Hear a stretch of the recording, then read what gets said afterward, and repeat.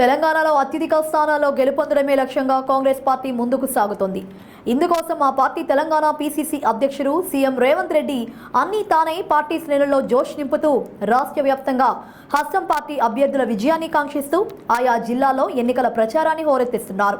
ఈ నేపథ్యంలోనే మహబూబ్ నగర్ లోక్సభ పరిధిలోని షాద్నగర్ కార్నర్ మీటింగ్లో ఆయన పార్టీ కార్యకర్తలు ప్రజలను ఉద్దేశించి ప్రసంగించారు. తనను విమర్శించే నైతిక హక్కు డీకే కుటుంబానికి లేదని, పాలమూరు జిల్లాను డీకే కుటుంబం పట్టి పీడించిందని ఆయన ఎద్దేవా చేశారు. మరోవైపు కేసీఆర్కు 10 సంవత్సరాలు అధికారం ఇస్తే గాడిదలు కాసారా అంటూ ఘాటు విమర్శలు చేశారు సీఎం రేవంత్.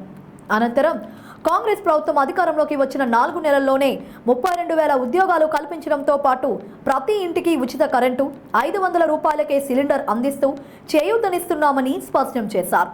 అన్నదమ్ముల్లాంటి హిందూ ముస్లింల మధ్య బీజేపీ విద్వేషాలు సృష్టిస్తోందని మండిపడ్డారు.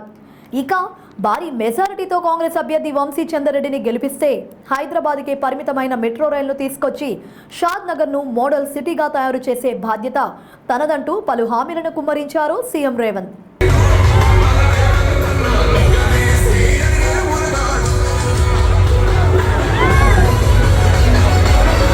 మంచిది కాదు, మీ హోదాకి గౌరవం తెచ్చిపెట్టదు. మీరు ఈ దేశ ప్రధానమంత్రి, మీరు మాట్లాడేటప్పుడు, మీరు ఆరోపణ చేసేటప్పుడు చూడండి ఎవరు ఎక్కడి నుంచి వచ్చిందో, ఎవరి చరిత్ర ఏందో కనుక్కోండి. ఇవాళటి వరకు కార్యకర్తల కష్టంతో, కార్యకర్తలు తమ రక్తాన్ని చెమటగా మార్చి దారపోసి, వాళ్ళు 3 రంగుల జెండా పోసి భుజాల మీద ఎత్తుకొని ఈ ముఖ్యమంత్రి కుర్చీలో కూర్చోబెట్టిండ్రు.